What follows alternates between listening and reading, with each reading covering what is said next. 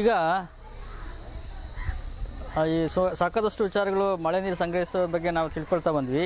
ಈಗ ಇಲ್ಲಿ ಬಂದು ನಿಂತಿರೋ ಉದ್ದೇಶ ಏನಂತ ಹೇಳಿದ್ರೆ ಮಳೆ ನೀರು ಸಂಗ್ರಹಿಸಲಿಕ್ಕೆ ಮಾಳಿಗೆ ಎಂಥದ್ದಿರಬೇಕು ಅನ್ನೋದನ್ನ ತಿಳ್ಕೊಳ್ಳೋಕ್ಕೆ.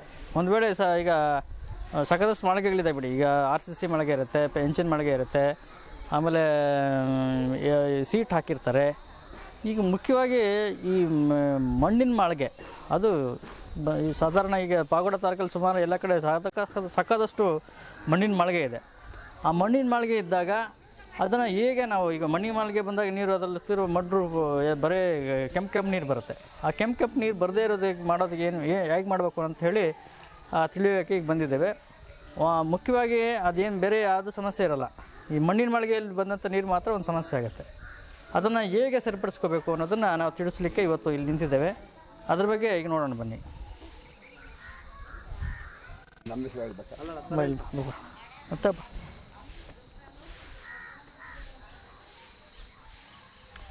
ಈಗ ನೋಡಿ, ಈಗ ನಮ್ಮ ರೆಡ್ಡಿಯವರು ಮನೆ ಮೇಲೆ ನಿಂತಿದ್ದೀವಿ.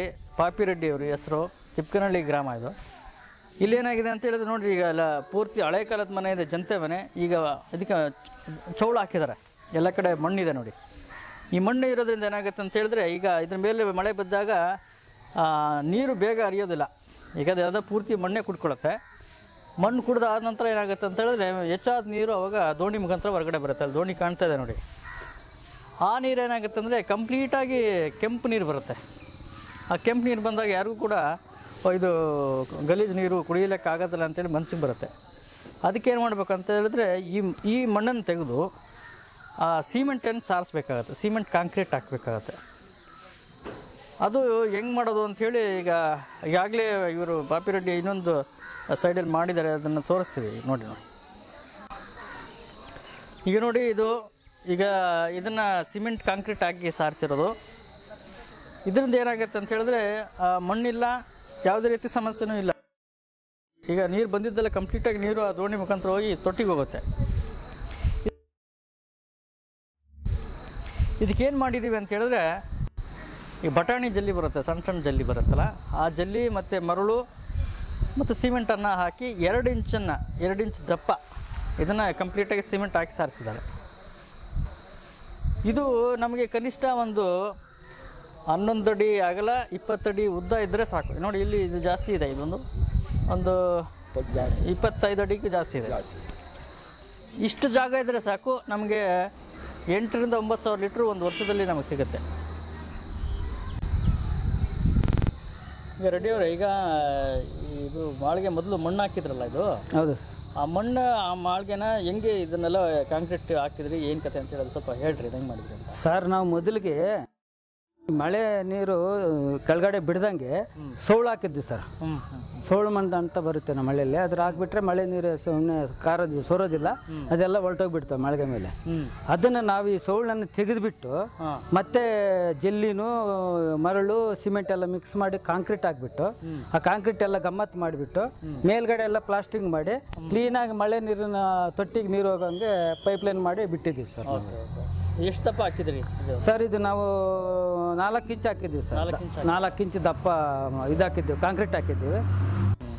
ಈಗ 4 ಇಂಚ್ ಕಾಂಕ್ರೀಟ್ ಹಾಕಿದ್ದೀವಲ್ಲ, ಅದು ಜಂತೆನಾ ಏನು? ಅಲ್ಲ ಸರ್, ಕೆಳಗಡೆ ಎಲ್ಲ ತೀರು ಬಂಡೆ ಹಾಕಿದ್ದೀವಿ ಸರ್. ನಾವಿದು ತೀರು ಬಂಡೆ ಹಾಕಿದ್ದೀವಿ ಕೆಳಗಡೆ. ಆ ತೀರು ಬಂಡೆ ಹಾಕಿರೋದ್ರಿಂದ ನಮ್ಗೆ ಒಳ್ಳೆ ಅನುಕೂಲ ಆಗಿದೆ. ಇದೇನು ಜಂತಿ ಮನೆ ಇಲ್ಲ, ಅದಕ್ಕೋಸ್ಕರ ನಮ್ಗೇನು ಮುಂದೆ ಆಗಲಿ ನಾವು ಮಾಡಬೇಕಾದ್ರೂ ಏನು ತೊಂದರೆ ಆಗೋದಕ್ಕೆ ಅವಕಾಶ ಇಲ್ಲ ಸರ್. 4 ಇಂಚ್ ಹಾಕಿದ್ರು ಅದು ತಟ್ಕೊಂಡು 4 ಇಂಚು ನಾವು ಕಾಂಕ್ರೀಟ್ ಹಾಕಿದ್ರು ಇದು ತಟ್ಕೊಳ್ಳೋ ಶಕ್ತಿ ನಮ್ಮ ತೀರು ಬಂಡೆಗಿದೆ. ಅದಕ್ಕಿಂತ ನಮಗೇನು ಮುಂದೆ ತೊಂದರೆ ಆಗೋದಿಲ್ಲ ಸರ್.